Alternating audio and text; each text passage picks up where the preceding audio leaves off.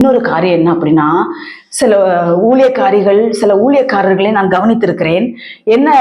என்ன சொல்றாங்கன்னா, ஒரு நாள் கூட பரிசுத்தத்தை குறிச்சு அவங்க போதிச்சதுக்கு நாட்கள் கம்மிதான் நினைக்கிறேன். என்ன அப்படின்னா, உங்க வீட்டுக்குள் இப்பொழுது மந்திரத்தின் ஆவிகள் கிரியை செய்து கொண்டிருக்கிறதா?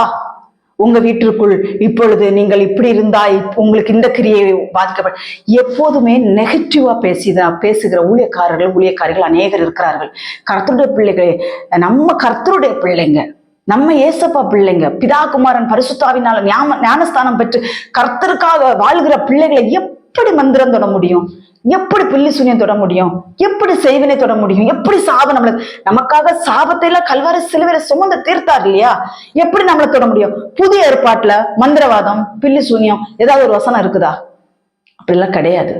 நமக்கு பாவம் சாபம் எல்லாவற்றையும் கல்வாரி சிலுவையிலே தேவன் அவருடைய முழு ரத்தத்தையும் சிந்தி கொடுத்து நம்மளை கிரயத்து கொண்டுட்டாரு. அதனால நமக்கிட்ட மந்திரமும் கிடையாது, பில்லி சூனியம் தாக்காது, எதுவும் தாக்காது. ஆனால் யாருக்கு தாக்கும் என்றால், நம்ம முன்னாடி பார்த்தது போல விக்கிரகங்களுக்கு சம்பந்தப்பட்ட காரியங்களிலே தன்னை ஈடுபடுத்திக் கொள்கிறவர்களுக்கு 100% தாக்கும். அதுல எந்த மாற்றமும் கிடையாது. அதனால உண்மையாய் கர்த்தருடைய பிள்ளைகள் ஓடுகிற பிள்ளைகளுடைய குடும்பங்களிலே சாத்தான் ஒரு வேலை கிரியை செய்வான். சாத்தான் சில கிரியைகளை கொண்டுட்டு வருவான். ஆனா மந்திரமோ பில்லி சூனியமோ செய்வினையோ கர்த்தருடைய பிள்ளைகளை தாக்காது. அன்பாய் கேட்டுக்கொள்கிறேன். இன்னைக்கு நாட்கள் அநேகர், நான் உங்களுக்கு மந்திர கட்டை எடுக்கிறேன், பில்லி சூனிய கட்டை எடுக்கிறேன், உங்க வீட்டுல மந்திரவாதம் செஞ்சு வச்சிருக்கிறாங்க. யாரு? கர்த்தருடைய பிள்ளைகளுடைய வீட்டுக்குள்ள மந்திரவாதமா பில்லி சூனியமா? என்ன வரப்போகுது?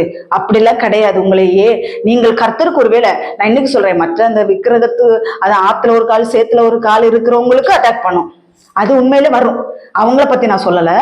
உண்மையாய் கர்த்தருடைய பிள்ளைகள் ஓடிக்கொண்டிருக்கிற பிள்ளைகளுடைய வாழ்க்கையிலே எந்த ஒரு ஊழியக்காரராது உங்க வீட்டுல தகடு இருக்குது, நீங்க ஒரு இவ்வளவு பணம் கொடுங்க, நான் உங்களுக்கு அந்த தகடை எடுத்து கொடுக்குறேன், நீங்க உங்க வீட்டுல செய்வனைகள் செஞ்சு வச்சுட்டு போயிட்டாங்க, நீங்க இவ்வளவு பணத்தை கொடுங்க, நான் உங்களுக்கு அதை எடுத்துனா, கள்ள ஊழியக்காரர்கள் அவர்களெல்லாம் நம்பக்கூடாது. ஓ அப்படி இருக்கு. ஒருவேளை நீங்க துணிகரமா பாவம் செஞ்சுட்டு, இப்போ விக்கிரக காரியத்துல நீங்க சம்பந்தப்பட்ட துணிகரமா பாவம் செஞ்ச பிள்ளைகளுக்கு இப்படி நான் ஒரு ஆலோசனை கொடுக்குறேன். என்ன பண்ணுங்கன்னா, அதெல்லாம் தேவனுடைய பாதத்தில் அறிக்கை செய்து விட்டு அதுக்குரிய சம்பந்தப்பட்ட பொருட்கள் எல்லாம் வெளியில இருந்து விட்டு முழங்கால் இயேசுவை நோக்கி பாருங்கள், உங்களுக்கு விடுதலை.